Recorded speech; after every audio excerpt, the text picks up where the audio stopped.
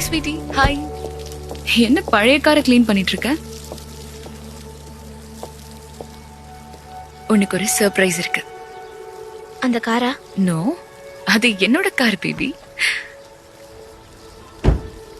Hi Nova. Dot,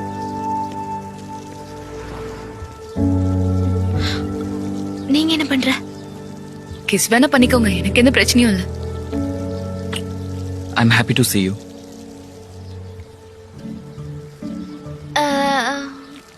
நான் இன்னும் இந்த காரை வாஷ் பண்ணி முடிக்கல. ஓகே சரி, உன்னோட ரூம் எங்க இருக்குன்னு நான் காமிக்கிறேன். ஓகே, அப்புறம் பார்க்கலாம்.